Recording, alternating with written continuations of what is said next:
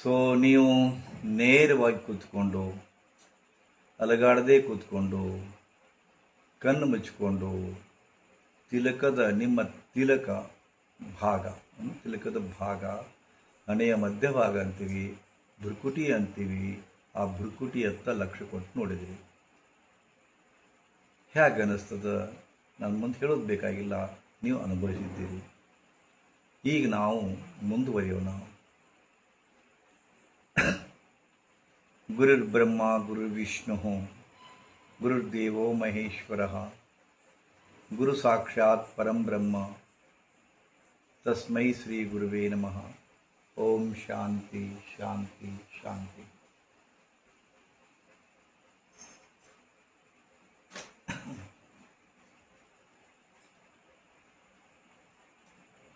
ನಿಮಗೆ ಗೊತ್ತಿರಲಿ, ನೀವು ಸಿನಿಮಾ ನೋಡ್ತೀರಿ, ವಿಡಿಯೋ ನೋಡ್ತೀರಿ, ಅಥವಾ ಟಿ ವಿ ನೋಡ್ತೀರಿ, ಧಾರಾವಾಹಿ ನೋಡ್ತೀರಿ. ಹಿಂದಕ್ಕಿನ್ನ ರಾಜ್ಕುಮಾರ್ ನಡೆಸಿದಂತೆ ಅನೇಕ ಫಿಲ್ಮ್ಗಳನ್ನು ನೀವು ನೋಡ್ರಿ. ಅದೊಂದು ಸಿದ್ಧಾಂತ ಇತ್ತು, ಒಂದು ಮೆಸೇಜ್ ಕೊಡ್ತಿತ್ತು. ಒಂದು ಸಿನಿಮಾ ನೋಡಿದರೆ ಈಗ ಯಾವ ಮೆಸೇಜ್ ಕೊಡೋದಿಲ್ಲ. ಎಂಥ ಅರ್ಥಗರ್ಭಿತ ಹಾಡುಗಳಿದ್ದು. ರಾಜ್ಕುಮಾರ್ ಅವರು ಅಭಿನಯಿಸಿದಂಥ ಮೇಯರ್ ಮುತ್ತಣ್ಣ ಅಂತ ಪಿಕ್ಚರ್ ಕೇಳಬೇಕು ನೀವು. ಮೇಯರ್ ಮುತ್ತಣ್ಣದೊಳಗೆ ರಾಜ್ಕುಮಾರ್ ಅವರು ಹಾಡ್ತಾರೆ. ರಾಜ್ಕುಮಾರ್ ಅವರು ನಟನಾಗಿ ಹಾಡ್ತಾರೆ, ಆದರೆ ಹಿನ್ನೆಲೆ ಗಾಯಕ ಬೇರೆ ಆದಾರ. ಏನು ಹಾಡ್ತಾರ? ಹಳ್ಳಿಯಾದರೇನು ಶಿವ, ಹಳ್ಳಿಯಾದರೇನು ಶಿವ, ಡಿಳಿಯಾದರೇನು ಶಿವ, ಜನರೆಲ್ಲ ಒಂದೇ ಶಿವ, ಎಲ್ಲ ನಮ್ಮಂತೆ ಶಿವ. ಯಾವಾಗಿದು? ಸುಮಾರು 35-40 ವರ್ಷದ ಹಿಂದಲ್ದು ಅವಾಗ ಹಾಡಿದ್ದಾರೆ. ಹಳ್ಳಿಯಾದರೇನು ಶಿವ, ಡಿಳಿಯಾದರೇನು ಶಿವ, ಎಲ್ಲ ನಮ್ಮಂತೆ ಶಿವ, ಜನರೆಲ್ಲ ಒಂದೇ ಶಿವ. ಯಾರು ಪರಕಿಲ್ಲ, ಶ್ರೀಮಂತಿಲ್ಲ, ಬಡವಿಲ್ಲ, ಉದ್ದಿಲ್ಲ, ಗಿಡ್ಡಿಲ್ಲ, ದಪ್ಪಿಲ್ಲ, ಸಣ್ಣಿಲ್ಲ. ಎಲ್ಲರೂ ನೀವು 2 ಭಾಗ ಅದಿರಿ. ಒಂದಿಷ್ಟು ಹೆಣ್ಮಕ್ಳು ಅದಿರಿ, ಒಂದಿಷ್ಟು ಮಂದಿ ಗಂಡ್ಮಕ್ಳು ಅದಿರಿ. ಶ್ರೀಮಂತರದಿರಿ, ಬಡವರು ಅದಿರಿ, ಯಾರ ಅದಿರಿ, ಬಟ್ ನೀವೆಲ್ಲರೂ ಒಂದೇ. ಏನು ಒಂದೇ ಅಂದ್ರೆ ಎಲ್ಲರೂ ಚಿಂತ್ಯಾಗ ಸಾಯಕತ್ತೀರಿ. ಅಂಬಾನಿ ಹಿಡ್ಕೊಂಡು, ಮೋದಿ ಹಿಡ್ಕೊಂಡು, ರಾಜನಾಥ್ ಸಿಂಗ್ ಹಿಡ್ಕೊಂಡು, ಕಾಂಗ್ರೆಸ್ ಬಂತು, BJP ಬಂತು, ಎಲ್ಲರಿಗೂ ಟೆನ್ಷನ್ ಅದ. ಆಗತಕ್ಕಂಥ ಅನಿರೀಕ್ಷಿತ ಘಟನಾವಳಿಗಳು, ಸನ್ನಿವೇಶಗಳು ನೋಡಿದ್ರೆ ದಂಗೆ ಬಿಡ್ತಾರ. ಹೆಂಗೆ ಅದ್ರಿಸ್ಬೇಕು ಗೊತ್ತಾಗೋದಿಲ್ಲ.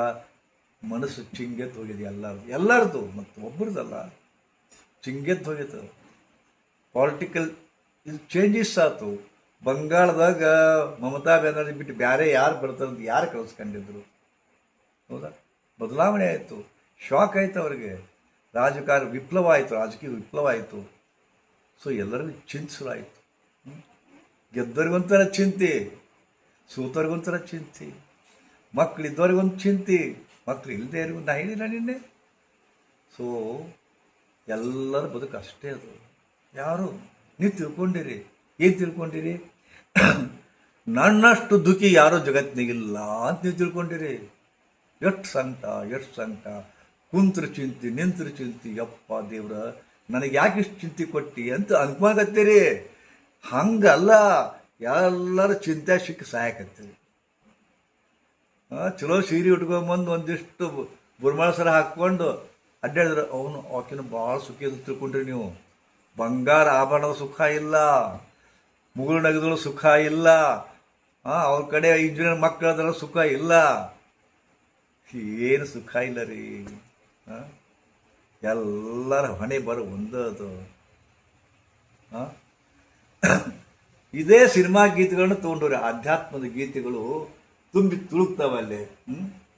ಏನು ತುಂಬಿ ತುಳುಕ್ತಾವಪ್ಪ ಅಂತಂದ್ರ,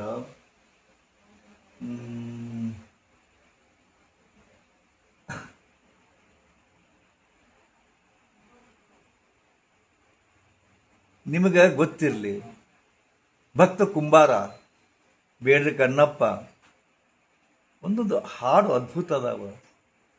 ಅದ್ರಾಗ ಒಂದು ಹಾಡು ಬರ್ತದ, ಪೌರಾಣಿಕ ಹಾಡು ಟೈಪ್ ಬರ್ತದದು. ಏನು ಬರ್ತದ? ಓಂ ನಮಃ ಶಿವಾಯ, ಓಂ ನಮಃ ಶಿವಾಯ, ಓಂ ನಮಃ ಶಿವಾಯ, ಓಂ ನಮಃ ಶಿವಾಯ.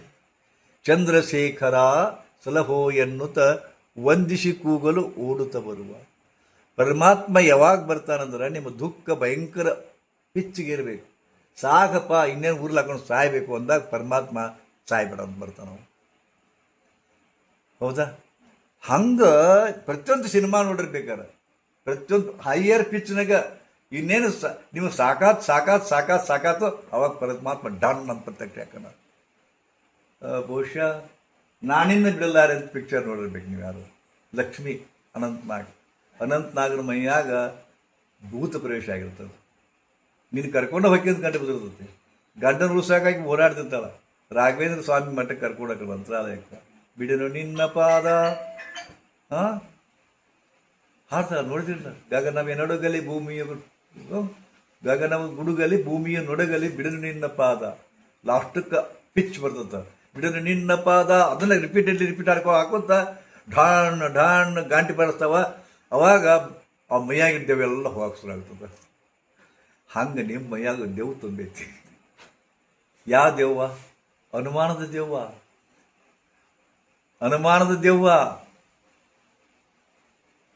ನನಗೆ ಬ್ರಹ್ಮ ಈ ಕರೆ ಹೇಳಬೇಕಂದ್ರೆ ನೀವೆಲ್ಲರೂ ನಿಮ್ಮ ಚಿಂತೆಯಾಗ ಸಿಕ್ಕಿ ಸಾಯ್ಬೇಕಾಗಿತ್ತು. ಯಾಕೆ ಸಾಯೋದಿಲ್ಲಪ್ಪ ಅಂತಂದ್ರೆ ನೀವು ಯಾರೋ ಸಾಯೋದಿಲ್ಲ. ಯಾರೋ ಒಬ್ಬರು ಅಪಕಲ್ಪಿ ಆತ್ಮಹತ್ಯೆ ಮಾಡ್ಕೊತಾರೆ. ಆದ್ರೆ ನೀವು ಆತ್ಮಹತ್ಯೆ ಮಾಡಿಕೊಂಡು ಸಾಯಕ್ಕೆ ಬಂದಿಲ್ಲ. ಹೌದಾ? ಯಾಕೆ ಸಾಯೋದಿಲ್ಲ ಅಂದ್ರೆ ನಿಮ್ಗೆ ಒಂದು ಆಸೆ ಅದ. ಏನು ಆಸೆ ಅದ? ಮುಂದಾದರೂ ನನ್ನ ಗಂಡು ಸುಧಾರಿಸ್ಯಾನು ಅನ್ನೋ ಆಸೆ. ಮುಂದಾದರೂ ನನ್ನ ಮಕ್ಕಳು ಒಂದು ಹಂತಕ್ಕೆ ಬಂದಾರು, ಇಂಜಿನಿಯರ್ ಆದಾರು, ಅವ್ರು ದುಡ್ಯಾಕೆ ತಯಾರಾದವರು, ಅವಾಗ ನನ್ನ ನಶೀಬ್ ತೆಗಿತೈತಿ ಅನ್ನೋ ಆಸೆ. ಮುಂದೆ ನಾ ಮನೆ ಕಟ್ಟೇನು ಅನ್ನೋ ಆಸೆ. ನನ್ನ ಗಂಡಗೆ ನೌಕರಿ ಸಿಕ್ಕೀತು ಅನ್ನೋ ಆಸೆ. ನನ್ನ ಗಂಡ ಗಳಿಸ್ಯಾನು ಅನ್ನೋ ಆಸೆ. ಇಂಥ ಆಸೆಗಳು ಇದ್ದಲೇ ಜೀವಂತದ್ರಿ. ಹೌದಾ? ಯಾರೋ ಹೇಳಿದ್ರಲ್ಲ, ಬುದ್ಧ ಹೇಳಿದ ಆಸೆಗಳು ದುಃಖಕ್ಕೆ ಮೂಲ ಅಂದ್ಬಿಟ್ಟ. ಆಸೆಗಳು ದುಃಖಕ್ಕೆ ಮೂಲ ಅಂದ. ಹೌದು, ಖರೆ. ಆಸೆ ಇದ್ದಲ್ಲಿ ನೀವು ದುಃಖ ಬರಕತ್ತೈತಿ ನಿಮಗೆ. ಆದ್ರೆ ಅದೇ ಆಸೆ ಇರ್ಲಿಕ್ಕೆ ನೀವು ಸತ್ತ ಹೋಗಿದ್ರಿ ನೀವು. ನಾ ಹೇಳಿಲ್ಲ, ನಿಮಗೆ ಆಸೆಗಳು ಇರದೇ ಹೋಗಿದ್ರ ಸತ್ತು ಹೋಗ್ಬೇಕಾಗಿತ್ತು ನೀವು. ಆ ಸತ್ತಿಲ್ಲ. ಯಾಕಂದ್ರೆ ಅದೇ ಆಸೆ, ಯಾವ ಆಸೆಗಳು ದುಃಖಕ್ಕೆ ಮೂಲ ಅಂತ ಭಗವಂತ ಬುದ್ಧ, ಈಗ ಅದೇ ಆಸೆ ನಿಮ್ಮಲ್ಲಿ ಜೀವಂತವಾಗಿರ್ತದೆ. ಹೌದಾ? ಕಾರಣ ನೆನ್ಬಿಟ್ಟು ಕೇಳಿ, ನೀವು ಸಾಯಲಿಕ್ಕೆ ಬಂದವರಲ್ಲ, ಬದುಕಲಿಕ್ಕೆ ಬಂದವರದೇರಿ. ಕಷ್ಟ ಯಾರಿಗೂ ತಪ್ಪಿದ್ದಲ್ಲ. ಕಷ್ಟ ಬರೋದು ಹೆದರಬೇಕಾಗಿಲ್ಲ. ಎಷ್ಟು ಬರ್ತದ ಕಷ್ಟ? ಯಾರಿಗೆ ಬಂದಿಲ್ಲ ಕಷ್ಟ? ಪಾಂಡವರಿಗೆ ಬಂತಿಲ್ಲ. ಪಾಂಡವ್ರಿಗೆ ಕಮ್ಮಿ ಇದ್ರ ಕೃಷ್ಣನಂತ ಘಟಾನುಘಟಿ ದೇವತಾ ಪುರುಷ ಅವನು ಬೆನ್ನ ಹಿಂದದಾರ. ಪಾಂಡವ್ರಿಗೆ ಬೆನ್ನ ಹಿಂದದಾರ. ಅಂಥವ್ರಿಗೆ ಕಷ್ಟ ತಪ್ಪಲಿಲ್ಲ. ಯಾರೇನು ಮಾಡುವರು ಯಾರಿಂದಲೇನಹುದು, ಪೂರ್ವ ಜನ್ಮದ ಕರ್ಮ ವಿಧಿವೆನ್ನ ಬಿಡದು. ತುಂಬಿದ ಸಭೆಯೊಳಗೆ ದ್ರೌಪದಿಯ ಸೀರೆಯನ್ನು ಸೆಳೆಯುವಾಗ ದುಶ್ಯಾಸನ ಭೂಪರ ಇವರು ಇದ್ದು ಏನು ಮಾಡಿದರು? ಕುಂತಾರ ಗಂಡ 5 ಮಂದಿ ಗಂಡದ್ರಿಗೆ ಕುಂತಾರ. ಮತ್ತ ಹೆಂಡತಿ ಸೀರೆ ಸಿಲಾಕತ್ತಾರ. ಏನು ಮಾಡಿದ್ರು ಮತ್ತ? ಹೌದಾ? ಏನು ಮಾಡ್ಲಿಕ್ಕಾಗೋದಿಲ್ಲ. ಹೌದಾ? ಏನು ಆಗಬೇಕು ಯಾವಾಗ ಆಯ್ತಪ್ಪ ಅಂತಂದ್ರೆ ದ್ರೌಪದಿಗೆ ತನ್ನನ್ನು ತಾನು ರಕ್ಷಿಸಿಕೊಳ್ಳಬಲ್ಲೆ ಅಂತಕ್ಕಂಥ ಒಂದು ತಾಕತ್ತಿತ್ತು. ಆಕೆ ಸೀರೆ ಒತ್ತೆ ಹಿಂಗೆ ಇಟ್ಕೊಂಡ್ಬಿಟ್ಟಾಳ. ದುಶ್ಯಾಸನ ಜಗಕತ್ತಾನ. ಆಕೆಗೆ ಇನ್ನೂ ನಾನು ಸಂಭಾಷಿಸ್ತೀನಿ ಅಂತ ಐತಿ. ಯಾವಾಗ ಜೋರ ಜಗಕತ್ತಿದ, ಇಂದು ನನ್ನ ಕಡೆಯಿಂದ ಆಗೋದಿಲ್ಲ ಅಂತ ಅನ್ನಿಸ್ತಾಕಿಗೆ ಬಿಟ್ಬಿಟ್ಲು. ಬಿಟ್ಟು ಇನ್ನೇನು ಕೊನೆಯ ಸೀರೆ ಅಂತ ಬರಬೇಕು. ಕೃಷ್ಣ ಅಂತ ಓದಿರಿದ್ಲು. ಬಂದ ಕೃಷ್ಣ ಅಕ್ಷಯ ಅಂತ ಆಯ್ತು. ಇದು ಗೊತ್ತಾಯ್ತು ನಿಮಗೆ. ಕೊನೆಯ ಪಿಚ್ನೊಳಗೆ ಬರ್ಬಾತ್ ಮಾಡ್ತಾನ. ಅದಕ್ಕೆ ತಡ್ಕೋಬೇಕು. ಅದು ನಿಮ್ಮ ಪರೀಕ್ಷೆ. ನೀವು ಯಾಕೆ ಬಂದಿರಿ ಇಲ್ಲಿ? ಪರೀಕ್ಷೆ ಬರೆಯಕ್ಕೆ ಬಂದಿರಿ. ಭೂಲೋಕ ಅನ್ನೋದು ನಿಮಗೆ ಪರೀಕ್ಷಾ ಕೇಂದ್ರ. ಇಲ್ಲಿ ಪಾಸ್ ಆದ್ರೆ ಪರಮಾತ್ಮ ಕರ್ಕೊಂತಾನ. ಫೇಲ್ ಆದ್ರೆ ಮತ್ತೆ ಇಲ್ಲೇ ಇಡ್ತಾನ. ಅದಕ್ಕೆ ನೀವು ಇಲ್ಲಿ ಬರೆಯಕ್ಕೆ ಬಂದಿರಿ. ಪರೀಕ್ಷೆ ಪಾಸ್ ಆಗಲೇಬೇಕು. ನೀವು ಆ ಪರೀಕ್ಷೆ ಪಾಸ್ ಆಗಬೇಕಾದಪ್ಪ ಅಂದ್ರೆ ಒಂದೇನಪ್ಪ ಅಂದ್ರೆ ಭಗವದ್ ಭಕ್ತಿ ಪ್ರಾಕ್ಟೀಸ್ ಮಾಡಬೇಕು. ಭಗವದ್ ಭಕ್ತಿ ಅಂತಾರೆ ಅದಕ್ಕೆ. ಆ ಭಗವದ್ ಭಕ್ತಿ ಇತ್ತಪ್ಪ ಅಂದ್ರೆ ಪರೀಕ್ಷೆ ಸಹಜವಾಗಿ ಪಾಸ್ ಆಗಿಬಿಡ್ತೀರಿ. ಅವಾಗ ನಿಮ್ಗೆ ಮೋಕ್ಷ ಸಿಗುತ್ತೆ. ಎಲ್ಲರೂ ಹಾರಾಡೋದು ಮೋಕ್ಷಕ್ಕಾಗಿ. ಕೆಲವು ಮಂದಿ ಬರ್ತಾರೆ, ಗುರೂಜಿ ನನಗೆ ಸಾಕಾಗ್ಬಿಡತ್ತಿ, ನನಗೆ ಮುಂದೊಮ್ಮೆ ನಾನು ಮತ್ತೆ ಪುನರಪಿ ಜನನ ಹುಟ್ಟಲಾರ್ದಂಗೆ ನಾನು ಮೋಕ್ಷ ಸಿಗೋಗಿ ಮಾಡ್ರಿ ಅಂತ ಬರ್ತಾರೆ. ಆದರೆ ಮೋಕ್ಷದ ಅರ್ಥನೇ ಗೊತ್ತಿಲ್ಲ ಅವಕ್ಕೆ. ಕಾರಣ ಈ ಜಗತ್ತಿನೊಳಗೆ ನೀವೊಬ್ಬರೇ ದುಃಖಿ ಅಲ್ಲ, ಎಲ್ಲರಿಗೂ ದುಃಖ ಅದ. ಬಟ್ ಅದನ್ನು ಸಹನೆ ಮಾಡ್ತಕ್ಕಂಥ ಒಂದು ಕಲಾ ಅದು. ಕಲಾ ಟಾಲರೆನ್ಸ್ ಅಂತಾರ. ಸಹನೆ ದೊಡ್ಡ ತಪಸ್ಸದ, ಸಹನೆಯೇ ದೊಡ್ಡ ತಪಸ್ಸದ. ಭೂಮಿ ತಾಯಿ ಸಹಿಸೋದಿಲ್ಲ. ಭೂಮಿ ತಾಯಿ ಮ್ಯಾಗ ಕಾಲಿಡ್ತೀರಿ, ಉಗುಳ್ತೀರಿ, ಒಂದಕ್ಕೆ ಮಾಡ್ತೀರಿ, ಎರಡಕ್ಕೆ ಮಾಡ್ತೀರಿ, ಏನು ಮಾಡೋದಿಲ್ಲ, ಹೊಲಸು ಸಹಿಸ್ಕೊಳ್ಳೋದಿಲ್ಲ. ಒಮ್ಮೆಲೆ ಭೂಮಿ ತಾಯಿ ನನ್ನ ಮ್ಯಾಗ ಹೊಲಸು ಮಾಡಬೇಡ್ರಿ ಅಂತ ಅಂದಾಳೇನು, ಎಲ್ಲ ಸಹಿಸ್ಕೊಂತಾಳ. ಆದರೆ ಆಕಿಗೊಂದು ಮಿತಿ ಅದ, ಆಕಿಗೊಂದು ಮಿತಿ ಅದ. ಸಹಿಸ್ಕೊಂಡು ಒಮ್ಮೆ ಚಿಂಗೆದ್ದಾಗ ಆಗ್ಬಿಡುತ್ತಂತ ಜ್ವಾಲಾಮುಖಿ ಬಂದ್ಬಿಡುತ್ತೆ. ಆಗಿದ್ದ ಜ್ವಾಲಾಮುಖಿ ನೋಡಿದಿಲ್ಲ, ಬಡಬಾಡಲ್ಲ ಅಂತ ಅದಕ್ಕೆ. ಆದರೆ ಬಡಬಾಡಲ್ಲ ಬರೋ ಮಟ್ಟ ತೊಂದರೆ ಕೊಡಬಾರ್ದು, ಅಲ್ಲಿ ಮಟ್ಟ ಸಹಿಸ್ಕೋಬಾರ್ದು. ಅದಕ್ಕೆ ಇಲ್ಲಿ ಮಟ್ಟ ಸಹಿಸ್ಕೋಬೇಕು. ಇಲ್ಲಿಕ್ಕಿಂತ ಮ್ಯಾಗ ಬಂದ್ರೆ ಒದರ್ಕೋಬೇಕು. ಈ ನಿಮ್ಮ ತಲೆ ಕೆಟ್ಟದ್ದ ಅಲ್ಲಿ. ನಿಮ್ಮ ಅತ್ತಿ ಕಾಡ್ತಾಳ, ಸಸಿ ಕಾಡ್ತಾಳ, ಗಂಡ ಕಾಡ್ತಾನ, ಮಕ್ಕಳು ಕಾಡ್ತಾರ, ಎವರೇನು ನೆರವೇರು ಕಾಡ್ತಾರ. ನಿಮ್ಮ ಕಡೆದು ಏನೂ ಆಗೋದು. ಸಹಿಸ್ಕೊಂಡಿರಿ. ಸಹಿಸ್ಕೊಳ್ಳೋದಕ್ಕೊಂದು ಸೀಮಾ ಇರ್ತದೆ. ಸಹಿಸ್ಕೊಳ್ಳೋದು ಮಿಗಿತಿರು ಹುಚ್ಚಾಗ್ಬಿಡ್ತೀರಿ ನೀವು ನೋಡ್ರಿ. ನಿಮ್ಮೊಳಗಿನ ರೌದ್ರಾವತರ ಎದ್ದು ಬಿಡ್ತದೆ. ವೀರಭದ್ರ ಒಳಗದ ನಿಮ್ಮದ್ರೆ, ಹೌದಾ? ವೀರಭದ್ರದ ಒಳಗ ಒಮ್ಮೆ ಒಬ್ಬೊಂದು ಮದುವೆ ಆಯ್ತು. ಮದುವೆಗನ ಪಾಪ ಅವಾಗ ಒಂದು ಕಾಲಿತ್ತು. ಈಗ ಯಾರು ಮದುವೆ ಆದ್ಕೊಳ್ಳಿ ಬೇಯಿಸ್ಕೊಳೋದಿಲ್ಲ, ಇದು ಮಾಡ್ಕೊಳ್ಳೋದಿಲ್ಲ. ಪಾಪ ಸಭ್ಯ ಇದ್ದು ಹೇಳ್ತಿ ಕರೆದ ಗಂಡ, ನೋಡಿದೆ ನೀನು ನಾ ದಿನ ಯೋಗ ಮಾಡೋ, ನಾನು ನಮ್ಮ ಗುರುಗಳ ಕಡೆ ದೀಕ್ಷಾ ತೊಗೊಂಡು ನಾನು, ಹೌದಾ? ನಾನು 4 ಹೇಳ್ಬೇಕು, ಎದ್ದು ನಾನು ಜಳಕ ಮಾಡಬೇಕು. ದಿನ ಮುಂಜಾನೆ ಎದ್ದು ಏನು ಮಾಡ್ಬೇಕು ನೀನು? 4 ನನಗೆ ಬಿಸಿನೀರು ಕಾಸು ಕೊಡ್ಬೇಕು ನೀನು, ಇಲ್ಲ ಅದು ನೋಡ್ಬೇಕು ಅಂದ್ಬಿಟ್ಟು ಪಾಪ ಹಿಡ್ಕೊಂಡ್ಬಿಡ್ತದು.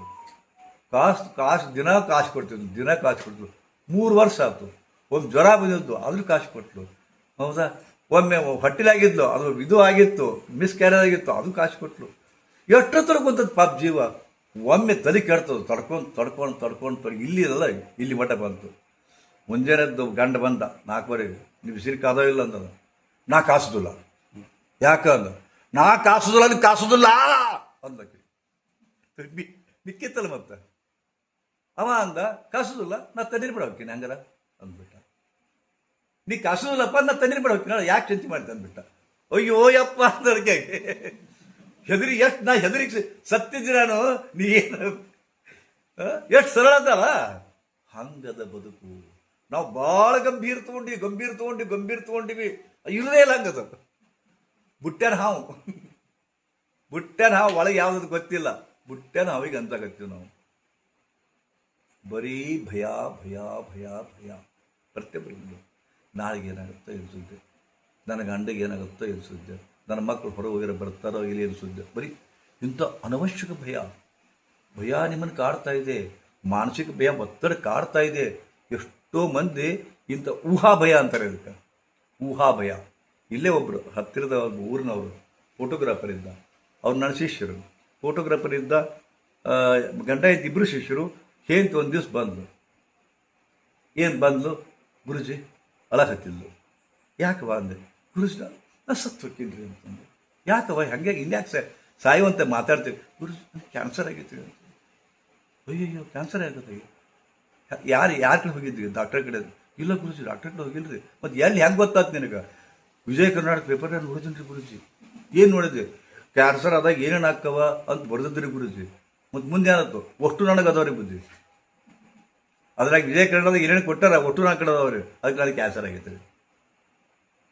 ಏನು ಹಣೆಯನ್ನು ಬಿಡ್ಕೋಬೇಕಾಗಿ ವರ್ಷ ಡಾಕ್ಟರ್ ಕಡೆ ಹೋಗಿಲ್ಲ, ಏನೂ ಕೇಳಿಲ್ಲ. ನನಗೆ ಕ್ಯಾನ್ಸರ್ ಆಗಿದೆ, ನಾನು ಸಾಯ್ತೀನಿ. ಮುಂದೆ ಆಕೆಂತ ನೋಡುವ ಸಾವು ಹೆಂಗಾರ ಬರುದ, ನೆವ ಬೇಕು ದೇವರಿಗೆ. ಕೆಡಿವೇರ ಸಾಯಿ ಬಿಡ್ತಾನ, ಕ್ಯಾನ್ಸರ್ ಆಗಿ ಸಾಯಿ ಬಿಡ್ತಾನ, ಹೌದಾ? ಸಾಯೋದು. ಮತ್ತು ಗುರೂಜಿ ಮತ್ತು ನನಗಂತಾಳೆ ಹೊಳ್ಳಿಕೆ, ಗುರೂಜಿ ನಾ ಏನು ಸಾಯಕ್ಕೆ ಅಂಜಿಲ್ರಿ, ಮತ್ತು ನಾ ಏನು ಸಾಯಕ್ಕೆ ಅಂಜಿಲ್ರಿ, ನಾ ಯಾಕೆ ಸುಮ್ಮನೆ ಮುಂದೆ ಬಂದೇನಪ್ಪ ಅಂದ್ರೆ, ಗುರೂಜಿ ನಾನು 2 ಸಣ್ಣ ಮಕ್ಕಳು ಅದೊಳಗೆ ಗೊತ್ತದಿಲ್ಲ, ಬಂಗಾರದಂಥ ಮಕ್ಕಳು ಅದ ಗುರುಜಿ, ಅದರಲ್ಲಿ ಗುರುಜಿ ಅಂತೇಳಿ ಅದಾವು. ಗುರುಜಿ ನಿಮ್ಮ ಶಿಷ್ಯ ಅದಲ್ರಿ ಗುರುಜಿ, ನಿಮ್ಮ ಶಿಷ್ಯ ಅದಲ್ರಿ, ನಾನು ಸಾಯಲಿರ್ಬೇಕಾದ್ರೆ ಗುರುಜಿ 6 ತಿಂಗಳದಾಗ ಮತ್ತೊಂದು ಮದುವೆ ಮಾಡ್ಕೊಂಡೆ ಬಿಡ್ತಾನೆ ಗುರುಜಿ. 6 ತಿಂಗಳದಾಗ ಮತ್ತೊಂದು ಮದುವೆ ಹಾಕೋಣಂತ ಮತ್ತೆ ಶುರು ಮಾಡಿದ್ರು. ಮತ್ತು ಯಾರ ಮತ್ತು ಮಲತಾಯಿ ನನ್ನಂಗೆ ನೋಡ್ಕೊಂತಾರಕ್ಕೆ ಸಾಧ್ಯ ಐತೆ ಗುರುಜಿ? ಭಾಳ ತ್ರಾಸು ಕೊಡ್ತಾರೆ ಗುರುಜಿ. ನಾನು ನೋಡಿ ನೋಡ್ರಿ ಮಂದಿಗೆ ಮಲತಾಯಿದಂದು ಎಷ್ಟು ತ್ರಾಸು ಕೊಡ್ತಾಳೆ ಗೊತ್ತದಿಲ್ಲ ಗುರುಜಿ. ತಾನ ಎಲ್ಲ ಮಾತಾಡ್ತಾಳೆ, ತಾನ ನಾನು ಕುಂತು ಕೇಳ್ಕತ್ತೇನೆ. ಅದಕ್ಕೆ ನನಗೇನು ಮಾಡಕ್ಕೆ ಬರ್ತದ್ರಿ ಗುರುಜಿ, ನಾನು ಉಳ್ಳಾಗಡ್ಡಿ ಹಚ್ಚು ಮುಂದೆ ನನಗೇನು ಮನಸ್ಸಿನಾಗ ಬರುತ್ತಪ್ಪ ಅಂದ್ರೆ ಈ ಚಾಕು ತೊಗೊಂಡು ನನ್ನ ಮಕ್ಕಳು ಕೊಂದು ನಾನು ಸತ್ತು ಬರ್ಬೇಕು ಅನ್ಸುತ್ತೆ ಗುರುಜಿ. ಅನೇ ಬಾರ ಮುಂದೆ ಹೇಳ್ಕೊಂತ ಹೋದ್ಲು ಅನಿಸುತ್ತಲ್ಲ ಗುರುಜಿ. ಮುಂದೆ ನಾನು ಮತ್ತೆ ಏನು ಹೆಚ್ಚು ಮುಂದೆ ನನಗೆ ಭಯ ಬಂದ್ಬಿಡ್ತಾರೆ ಗುರುಜಿ, ಅಕಸ್ಮಾತ್ ಕೊಂದ ಬಿಟ್ರ ಅಂತ ತಿಳ್ಕೊಂಡು. ಇದು ಯಾರು ಮತ್ತೆ ಕೊಡ್ತಾರೆ? ಇದಕ್ಕೆ ಊಹಾಭಯ ಅಂತಾರ. ಇಂಥ ಊಹಾಭಯದೊಳಗೆ ನೀವು ಸಾಯಕತ್ತೀರಿ. ಸುಮ್ಮನೆ ಒಂದು ದಿವಸ ನಿಮ್ಮ ಹೆಂಡತಿ ಯಾರೋ ಕೂಡ ಮಾತನಾಡ್ತಾರ, ಅಯ್ಯೋ ಅವ್ರು ಅಕ್ಕಿ ಕೂಡ ಅವ್ರು ಕೂಡ ಅದಾರ, ಊಹಾಭಯ.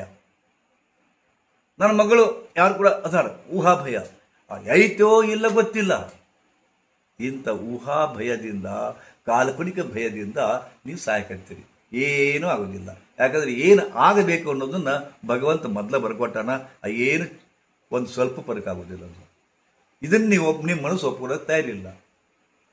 ಅದಕ್ಕೆ ಹೆಂಗೆ ಒಪ್ಪೋಣಕ್ಕೆ ತಯಾರು ಮಾಡಬೇಕಪ್ಪ ಅಂತಂದ್ರೆ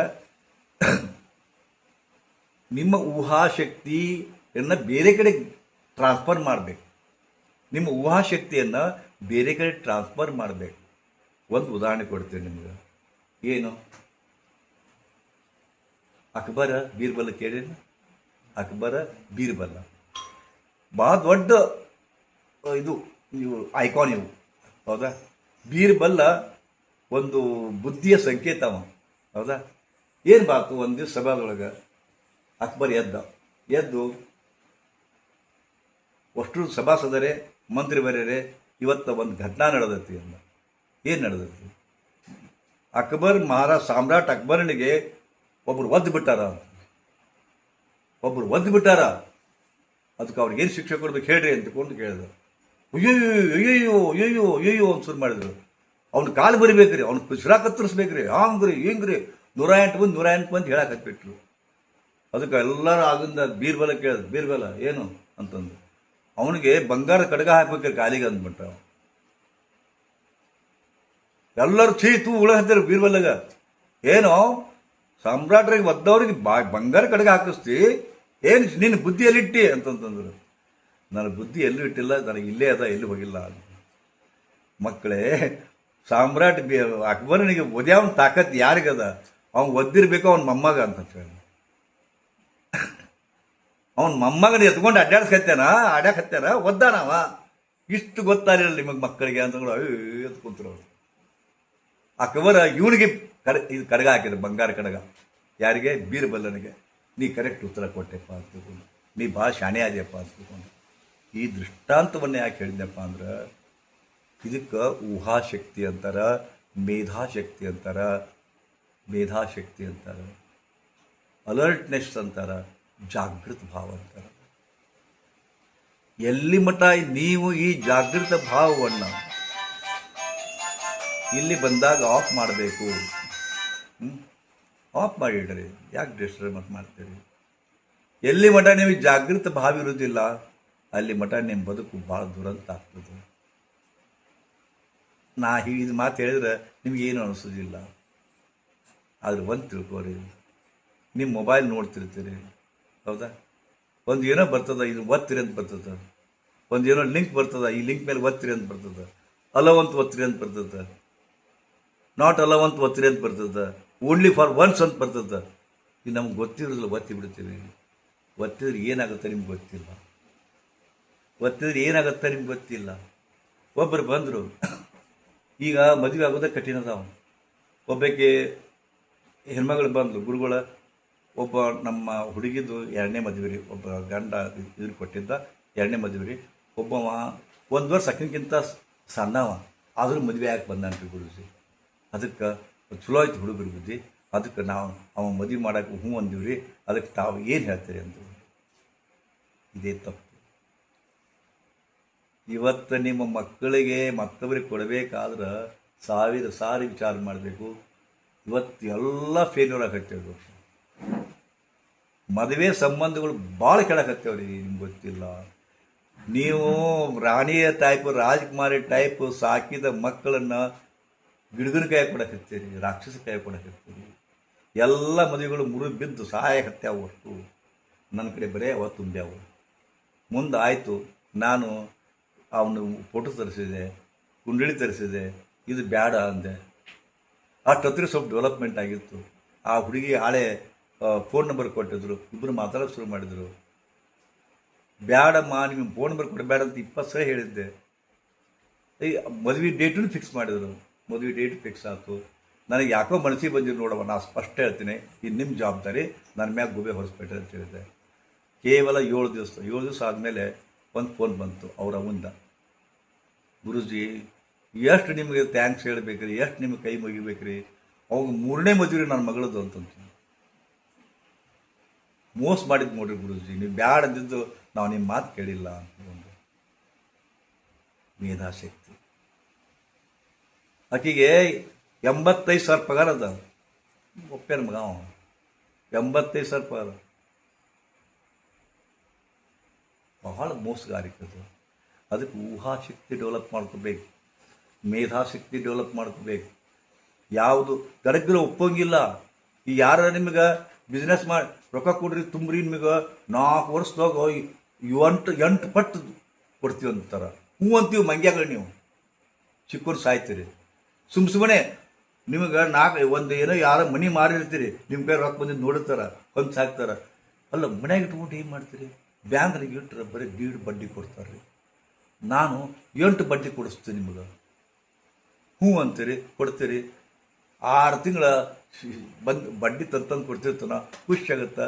7ನೇ ತಿಂಗಳ 9ನೇ ತಿಂಗಳ ಬಡ್ಡಿನೂ ಇಲ್ಲ, ಅವನೂ ಇಲ್ಲ, ಹಸುಲು ಏನಿಲ್ಲ. ನೋಡಿ ಬಂದು ಒದರ್ತಾವೆ. ಗುರುಜಿ 55 ಲಕ್ಷ ರೂಪಾಯಿ ಕೊಟ್ಟು ಸುಮ್ಮನೆ ಕುಂತೀವಿ ನೋಡ್ರಿ. ಒಟ್ಟು ಎಲ್ಲದನ್ನ ಪತ್ತನೇ ಇಲ್ಲ ಅಂತ ಹೇಳ್ತಾನೆ. ಎಲ್ಲಿದೆ ನಿಮ್ಮದು ಊಹಾಶಕ್ತಿ? ಎಲ್ಲಿ ಕಳ್ಕೊಂಡ್ರಿ ನೀವು? ಯಾಕೆ ನೀವು ಮಬ್ಬಾಗ್ಬಿಟ್ರಿ? ಇದಕ್ಕೆ ಹೇಳೋದು, ಮದುವೆ ಹೋಗ್ತಾರೆ ವಿಚಾರ ಮಾಡಿರಿ. ಮದುವೆ ಆಗಬೇಕಾದ್ರೆ 108 ವಿಚಾರ ಮಾಡಿರಿ. ಅದಕ್ಕೆ ನೋಡಿರಿ, ಮದುವೆ ಆಗೋ ಕಾಲಕ್ಕೆ ಗಂಡ ಹೆಂಡತಿ ನಿಂಗೆ ಕುಡಿಸಿರ್ತಾರೆ, ಕೈಯಾಗ ತಾಳಿ ಕೊಡ್ತಾರೆ. ಕೈಯಾಗ ತಾಳಿ ಕೊಟ್ಟು ಆಚಾರ್ಯರು ಹೇಳ್ತಿರ್ತಾರೆ, ಸುಮುಹೂರ್ತೆ ಸಾವಧಾನ ನಾತಿ ಚರಾಮಿ ಒಂದಿಷ್ಟು ಅಕ್ಕಿಗೆ ಆಗ್ತಾರೆ. ಹೀಗೆ 5 ಸಲ ಹೇಳ್ತಾರೆ, ಗೊತ್ತದು? ಸುಮುಹೂರ್ತೆ ಸಾವಧಾನ 5 ಸಲ ಹೇಳ್ತಾರೆ. 5 ಸಲ ಹೇಳ್ತಾರೆ. ನಿಮ್ಗೆ ಗೊತ್ತಿಲ್ಲ ಅದ್ರ ಹಿಂದಲ್ ಮಹಿಮಾ. ಸುಮುಹೂರ್ತೆ ಸಾವಧಾನ ಅಂತಾರ. ಸುಮುಹೂರ್ತೆ ಸಾವಧಾನ ಗೊತ್ತದೇನೋ? This is the right time, you have to think once again. ತಾಳಿ ಕೈ ಹಿಡ್ಕೊಂಡು ಹೇಳ್ತಿರ್ತಾರ. ಮತ್ತೆ ಯಾಕಂದ್ರೆ ಒಮ್ಮೆ ತಾಳಿ ಕಟ್ಟಿದ್ರೆ ಮುಗೀತು. ಒಮ್ಮೆ ತಾಳಿ ಕಟ್ಟಿದ್ರೆ ಮುಗೀತು. ನಿಮ್ಮ ಮನೆ ಸಸಿ ಹಾಕಳ. ನಿಮ್ಮ ಹತ್ರ 20 ಕೋಟಿ ರೂಪಾಯಿ ಆಸ್ತಿ ಅದ. ಆ 20 ಕೋಟಿಗೆ ಆಕೆ ಒಡೆಯಳಾಕಳ. ನಿಮ್ಮ ಮಗನ ಅರ್ಧ ಆಸ್ತಿಗೆ ಪಾಲುದಾರ ಹಾಕಳ. ಆಕೆ ಹೆಂಗದೊಳಗೆ ಗೊತ್ತಿಲ್ಲ. ಸುಮುಹೂರ್ತೆ ಸಾವಧಾನ, ಎಚ್ಚರ. ಮತ್ತೆ ಹೇಳ್ತಾರ, ಮತ್ತೆ ಹ್ಞೂ ಅಂತ ತಲೆ ಹಾಕ್ತಾವ ಇವು. ಅಂತಾರ. ಗೊತ್ತೇ ಇಲ್ಲ ಅರ್ಥ. ಆಚಾರ್ಯ ಹೇಳೋದ್ರ ಅರ್ಥ ಆಗುತ್ತಿಲ್ಲ ನಿಮಗೆ. ಸುಮುಹೂರ್ತೆ ಸಾವಧಾನ ಅಂತಾರ. ಇವು ಹೂಣ ಅಂತಾವ. ಇವು ಗೊತ್ತೇ ಇಲ್ಲ. ಇವಕ್ಕೆ ಸಿಕ್ಬಿಟ್ಟು ಸಾಯ್ತಾವ. ಒಬ್ಬರು ಬೆಂಗಳೂರಾಗ ಪ್ಯಾಲೇಸ್ ಗ್ರೌಂಡ್ನ್ಯಾಗ 13 ಕೋಟಿ ರೂಪಾಯಿ ಖರ್ಚು ಮಾಡಿ ಮದುವೆ ಮಾಡಿದಾರ್ರಿ. 13 ಕೋಟಿ.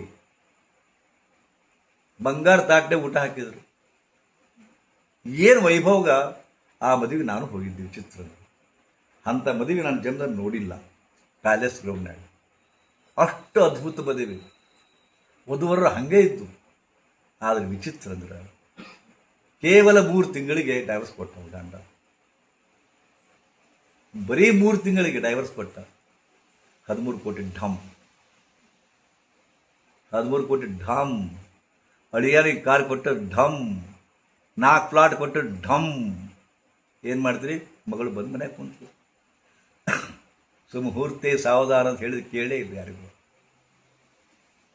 ಅದಕ್ಕೆ ವ್ಯವಹಾರ ಮಾಡೋಕ್ಕಿಂತ ಮುಂಚೆಗೆ ಬಿಸ್ನೆಸ್ ಮಾಡೋಕ್ಕೆ ಶುರು ಮಾಡೋಕ್ಕಿಂತ ಮುಂಚೆಕ ಅದು ಹೋಟೆಲ್ ಆಗಿರ್ಬೋದು, ವ್ಯವಹಾರಿಕ ಪೇಂಟ್ ಅಂಗಡಿ ಆಗಿರ್ಬೋದು, ಹಾರ್ಡ್ವೇರ್ ಅಂಗಡಿ ಆಗಿರ್ಬೋದು, ಇಪ್ಪತ್ತು ವಿಚಾರ ಮಾಡಬೇಕು. ಎಷ್ಟೋ ಒಂದು ಫೇಲ್ ಆಗೋದು ಅಲ್ಲೇ ಫೇಲ್ ಆಗ್ತಾರೆ. ಯಾಕೆ ಫೇಲ್ ಹಾಕಿರಪ್ಪ ಅಂತಂದ್ರೆ ನಿಮ್ಮ ಊಹಾಶಕ್ತಿ ಡೌನ್ ಆಗಿರ್ತದೆ, ತಾರ್ಕಿಕ ಶಕ್ತಿ ಡೌನ್ ಆಗಿರ್ತದೆ. ನಾನು ಇದನ್ನು ಮಾಡಬಲ್ಲೆನಾ, ಇದು ಏರಿಯಾದೊಳಗೆ ನನಗೆ ವ್ಯವಹಾರ ಸಿಕ್ಕಿತಾ, ಎಷ್ಟು ವ್ಯವಹಾರ ಬಂದಿತ್ತು, ಸ್ಟಡಿ ಮಾಡೋದೇ ಇಲ್ಲ ನೀವು. ಹೌದಾ? ಇದಕ್ಕೆ ಕೆಟ್ಟ ಮೇಲೆ ಬುದ್ಧಿ ಬರ್ತದೆ. ನಿಮಗೆಲ್ಲರಿಗೂ ಕೆಟ್ಟ ಮೇಲೆ ಬುದ್ಧಿ ಬರ್ತದೆ. ಅದಕ್ಕೆ ಒಂದು ಗಾದಿ ಮಾತು ಬರ್ತದೆ, ಏನು? ಸಮಯಕ್ಕೆ ಒದಗದ ಬುದ್ಧಿ ಕತ್ತೆ ಲದ್ದಿ ಅಂತಾರೆ. ಸಮಯಕ್ಕೆ ಒದಗದ ಬುದ್ಧಿ ಕತ್ತೆ ಲದ್ದಿ. ಸಮಯಕ್ಕೆ ಒದಗದ ಬುದ್ಧಿ ಕತ್ತೆ ಲದ್ದಿ. ಎಲ್ಲ ಆದಮೇಲೆ ಬುದ್ಧಿ ಬಿಟ್ಟಾದ್ರೆ ಏನು ಮಾಡಬೇಕು? ಎಲ್ಲ ಆದಮೇಲೆ ಒಬ್ಬರು ಸುಮ್ಮನೆ ಬ್ಯಾಂಕಿಗೆ ಹೋಗಿರ್ತೀರಿ, ಬ್ಯಾಂಕಿಗೆ ಹೋಗಿ ಮಗಳು ಬರ್ತಾನೆ, ಸರ್ ನನಗೆ ಒಂದು 20 ಲಕ್ಷ ರೂಪಾಯಿ ಸಾಲ ತೊಗೊಂಡು, 20 ಲಕ್ಷ ಹೇಳೋದಿಲ್ಲ ಅವ, ಒಂದು ಸ್ವಲ್ಪ ಸಾಲ ಕೇಳಿನ್ರಿ, ಅವ್ರು ಜಾಮೀನ್ದಾರಿಗೆ ಸಹಿ ಹಾಕಂತ ಹೇಳ್ರಿ, ಸ್ವಲ್ಪ ಸಹಿ ಮಾಡಿಬಿಡ್ರಿ ಅಂತಾರ. ಸಹಿ ಮಾಡ್ತಾವ್ರೆ. ಮತ್ತು ವಿಚಿತ್ರ ಅಂದ್ರೆ ಹಿಂದೆ ಮುಂದೋಡ ಸಹಿ ಮಾಡ್ತಾವ. ಅವ 20 ಲಕ್ಷ ಹೇಳಿ 80 ಲಕ್ಷ ಸಾಲ ತಗೋತಾನ, ಕೈ ಎತ್ಬಿಟ್ಟಿರ್ತಾನ. ಇವಂದೆಲ್ಲ ಸುರಿಯಾಗ್ತದೆ. ಯಾಕಂದ್ರೆ ಜಾಮೀನ್ದಾರ ಸಹಿ ಮಾಡ್ದವ ಅಷ್ಟೇ ಸಾಲ ಯಾರು ತೊಗೊಂಡ್ರಲ್ಲ ಅವನಷ್ಟೇ ಇದಾಗ್ತಾನ. ನಾವು ನಿಮ್ದೆಲ್ಲ ಆಸ್ತಿ ಹೋಗ್ಬಿಡ್ತದೆ. ಯಾಕೆ ಬುದ್ಧಿಗೆ ಬಿಡೋದಿಲ್ಲ ನಿಮಗೆ? ಹಿಂಗೆ ಕಳ್ಕೊಂಡು ಬರ್ತಾರೆ. ನಾ ಇದನ್ನೆಲ್ಲ ಯಾಕೆ ಹೇಳ್ತೀರಪ್ಪ ಅಂದ್ರೆ ಹಿಂಗೆಲ್ಲ ಮಾಡ್ಕೊಂಡು ಎಡವಟ್ಟು ಮಾಡ್ಕೊಂಡು ಬರ್ತಾರ. ಮತ್ತು ನೀವು ಬುದ್ಧಿ ಎಲ್ಲಿಟ್ಟಿರ್ತೀರಂತ, ಬುದ್ಧಿ ಎಲ್ಲಿಟ್ಟಿರ್ತೀರಿ? ಅದಕ್ಕೆ ನಾ ಹೇಳ್ತೀನಿ, ಇವತ್ತು ಏನು ಅವಘಡ ಆಗ್ಯಾವ, ಇವತ್ತು ನಿಮಗೇನು ದುಃಖ ಬಂದದ, ಅದಕ್ಕೆ ಮತ್ತೆ ಯಾರೂ ಕಾರಣ ಇಲ್ಲ, ನೀವೇ ಕಾರಣ. ಹಾಗಾದ್ರೆ ಇದನ್ನು ಹೆಂಗೆ ನಾವು ಅವಾಯ್ಡ್ ಮಾಡ್ಕೋಬೇಕು? ಹೆಂಗೆ ತಾರ್ಕಿಕ ಶಕ್ತಿಯನ್ನು ಡೆವಲಪ್ ಮಾಡ್ಕೋಬೇಕು? ಹೆಂಗೆ ಮೇಧಾಶಕ್ತಿಯನ್ನು ಡೆವಲಪ್ ಮಾಡ್ಕೋಬೇಕು? ಹೆಂಗೆ ಆ ಸಮಯಕ್ಕೆ ಸರಿಯಾಗಿ ಒಂದು ಶಕ್ತಿ ನಮ್ಮಲ್ಲಿ ಬರುವಂಗೆ ಹೆಂಗೆ ಡೆವಲಪ್ ಮಾಡ್ಕೋಬೇಕು? ಇದನ್ನು ಇವತ್ತು ಇವತ್ತು ಜರಕ್ಕೆ ತೋರಿಸ್ತೇನೆ ನಿಮ್ಗೆ. ಈಗ ತಯಾರಾಗ್ರಿ, ಪ್ರಾಕ್ಟೀಸ್ ಮಾಡ್ತೀರಿ. ಓಕೆ, ಏನಿಲ್ಲ, ಎಲ್ಲ ಉಸಿರಾಟದ ಮೇಲೆ ಡಿಪೆಂಡ್ ಅದ. ಉಸಿರಾಟದ ಮೇಲೆ. ಆ ಉಸಿರಾಟದ ಶಕ್ತಿ ಅಮೋಘದ. ಆ ಉಸಿರಾಟ ಶಕ್ತಿಯನ್ನು ಸರಿಯಾಗಿ ಬೆಳೆಸ್ಕೊಂಡ್ರಪ್ಪ ಅಂದ್ರೆ ನಮಗೆ ಆ ಗುಣ ಬರ್ತದೆ. ಎಂಥ ಗುಣ? ಒಬ್ಬ ನಾನು ಐ ಲವ್ ಯು ಅಂತ ಹೇಳಿದ್ರಪ್ಪ ಅಂದ್ರೆ ಇವ್ ಯಾಕೆ ಲವ್ ಯು ಅಂತಂದ ನನಗೆ, ಇವನು ತಳಾ ಗುಣ ಏನು? ತಾರ್ಕಿಕ ಶಕ್ತಿ ಬರ್ತದೆ. ಎಂಥ ಕೆಟ್ಟದರಿ ಕಾಲ ಅಂದ್ರೆ, ನೀವು ಹಡದು ನಿಮ್ಮ ಮಕ್ಕಳನ್ನ ಜಾಕ್ ಮಾಡಿ BA ಓದಿಸಿರ್ತೀರಿ, MSc ಓದಿಸಿರ್ತೀರಿ, ನೌಕರಿ ಕೊಡ್ಸಿರ್ತೀರಿ. ನೀವು ಆಕಿಗೆ 22 ವರ್ಷ ಹೊತ್ತು ಸಾಕಿ ಸಲಿ ಕೊಟ್ಟಿರ್ತೀರಿ. ಯಾವನೋ ಒಬ್ಬ ಆಫೀಸ್ನಾಗ ಐ ಲವ್ ಯು ಬಿಡ್ತಾನೆ, ಈಕಿನೂ ಐ ಲವ್ ಯು ಅಂತಾಳ, ಮೀ ಟು ಅಂತಾಳ. ಮುಂದೆ 5 ತಿಂಗಳು ರೀ, 5 ತಿಂಗಳು ಮದುವೆ ಆಗಿ ಕೇಳ್ತಾರ, ನಮ್ಮ ಊನು ಕೇಳ್ತೀರಿ ಅಂತಾರ. ಮದುವೆ ಯಾರು ಇಲ್ಲಿ ತಳವಾರ ಪೈಕಿ, ಅವ್ರ ಪೈಕಿ, ಇವ್ರ ಪೈಕಿ ಅಂತ ಹೇಳ್ತಾರೆ. ಬ್ಯಾಡ ತಂಗಿ, ನೀ ಪಕ್ಕ ಲಿಂಗಾಯತದಿ, ಜೈನದಿ, ಬ್ರಾಹ್ಮಣದಿ ಅಂತ ಹೇಳ್ತಾರ. ಯವ್ವ ನಾನು ನಿನ್ನ ಬಿಡ್ತೀನಿ, ಅವ್ನು ಬಿಡ್ತೀನಿ ಅಂತಾರೆ. 20 ವರ್ಷ ಹೆತ್ತು ಬಂದಿದ್ದ ಬುಷ್ 4 ತಿಂಗಳದಾವ. ಈಗ ಬಂದು ಐ ಲವ್ ಯು ಅಂದ. ಹಿಂಗೆ ಮಟ್ಟಿದ್ದು ಕರ್ಕೊಂಡೋಗಿ ಚಾ ಕುಡಿಸಿದ, ಬೇಲ್ಪುರಿ ತಿರ್ಸಿದ, ಸಿನಿಮಾ ತೋರಿಸಿದ. ಅವಾಗ ಕಿವಿ ಕಡ್ಕೋತ ಐ ಲವ್ ಯು ಕನೆ ಅಂದ್ಬಿಟ್ಟ. ಇದ ಜಗತ್ತಂತ ತಿಳ್ಕೊಂಡ್ಬಿಡ್ತದ ಪಾಪ. ನಾನು ಅವನು ಬಿಡ್ತೀನಿ, ನೀನು ಬಿಡುದು ಅಂತ ಹೇಳಕ್ಕೆ ಮುಗಿಯುತ್ತಪ್ಪ. ಹೌದಾ? ಮುಂದೆ ಮದುವೆ ಆಗುತ್ತೆ. ಮದುವೆ ಆಗಿ ಬಂದ ಕೂಡಲೇ ಮತ್ತೆ ಹೊಳೆ ಬಂದು ಅವ್ರ ಮನೆ ಸೇರ್ತತಿ. ಇದಕ್ಕೆ ಕಾರಣ ಯಾರು? ಅಕ್ಕಲ್. ಜಸ್ಟ್ 3 ದಿವಸದಿಂದ ಒಂದು SSLC ಹುಡುಗಿರಿ ಪಾಸ್ ಆಗ್ಯಾಳ, PUC ಫಸ್ಟ್ ಇರೋದು. ಅವ್ರ ಅಪ್ಪ ಬಂದು ಕರ್ಕೊಂಡು ಯಾಕೆ ಬಂದಿರೋದು ಕೇಳಿದೆ. ಪೀಸ್ಲದ ರೀ, ಪೀಸ್ಲ ಎತ್ತರ ಜಾಸ್ತಿ ಅದ, ಭಯಂಕರ ಪೀಸ್ಲು. SSLC ಹುಡುಗಿ. ಗುರುಜಿ ಈಕೆ ಏನು ಮಾಡಕ್ಕೆ ಕೇಳಿದೆ. ನಮ್ಮ ಮನೆಯಲ್ಲಿ ಒಂದು ಹುಡುಗ ಐತ್ರಿ, ಅವ್ನು ಕೂಡ ಲವ್ ಶುರು ಮಾಡಿಬಿಟ್ಟಾರೆ. ಏನು ಹೇಳಿದ್ರು ಚಂತನ ಮೊಬೈಲ್ನಾಗ ಕೂಡ್ತಾಡ್ರಿ, ಅವ್ನು ಕೂಡ ಚಾಟ್ ಮಾಡ್ತಾಡ್ರಿ. ಒಟ್ಟು ಅವನ್ನ ಮದುವೆ ಹಾಕಿನ ಅಂತಂದ. ಇನ್ನು 14 ವಯಸ್ಸು ರೀ, 14 ವಯಸ್ಸು ಮದುವೆ ಆದ್ರೆ ಅವನ್ನ ಹಾಕಿ ಅಂದ್ಕೊಂಡಿದ್ದಾವ. ಎಲ್ಲಿ ಹುಡ್ಕೊಂತೀರಿ? ಏನು ಮಾಡ್ತೀರಿ? ನಿಮ್ಮ ಕೈಗೆ ಏನದ? ನಿಮ್ಮ ಮಕ್ಕಳು ಏನು ಮಾಡ್ತಾರೆ ನಿಮ್ಗೆ ಗೊತ್ತಾಗಲಿಲ್ಲ. ಕದ ಹಾಕೊಂಡು ಏನು ಮಾಡ್ತಾರೆ ಗೊತ್ತಾಗಲಿಲ್ಲ. ಯಾರು ಕೂಡ ಮಾತಾಡ್ತಾರ ಗೊತ್ತಾಗಲಿ ನಿಮ್ಗೆ, ಯಾರು ಕೂಡ ಅಡ್ಡಾಡ್ತಾರ ಗೊತ್ತಾಗಲಿ ನಿಮ್ಗೆ, ಯಾರು ಸ್ಕೂಟರ್ ಮ್ಯಾಗ ಹಿಂತೆಕ್ ಹಿಡ್ಕೊಂಡು ಕುಂತಿರ್ತಾರ ಗೊತ್ತಾಗಲಿ ನಿಮ್ಗೆ. ಬೆಳೆಸಿದ್ರಿ ಕೈ ಬಿಟ್ಬಿಟ್ರಿ ಅವ್ರನ್ನ, ಈಗ ಹಳಳಿಸ್ತೀರಿ ನೀವು ಇಷ್ಟ. ಇದು ಅಲ್ಲ. ಅದಕ್ಕೆ ಯೋಗಿಗಳಂದ್ರೆ ನೀವು ಗಡ್ಡ ಬಿಟ್ಕೊಂಡು ವಿಮಾನಕ್ಕೆ ಸೇರಿ ಅನ್ನೋದಿಲ್ಲ. ಏನು ಸಂಸಾರ ಮಾಡಕ್ಕೆ ಹತ್ತೀರಿ, ಚಂದ ಸಂಸಾರ ಮಾಡಿರಿ. ಪಕ್ಕ ಗಂಡ ಆಗ್ರಿ, ಪಕ್ಕ ಹೆಂಡತಿ ಆಗ್ರಿ, ಪಕ್ಕ ಸಂಸಾರಿ ಆಗ್ರಿ. ಆದ್ರೆ ವಿವೇಕ ಜಾಗೃತಿ ಮಾಡ್ಕೊರಿ. ಈ ವಿವೇಕ ಜಾಗೃತಿ ಮಾಡ್ಕೊಳ್ಳೋದು ಹೇಗೆ ಅನ್ನೋದನ್ನು ಈಗ ನಿಮಗೆ ತೋರಿಸ್ತೀನಿ ಅಂತ ಕಣ್ಮುಚ್ಚಿರಿ.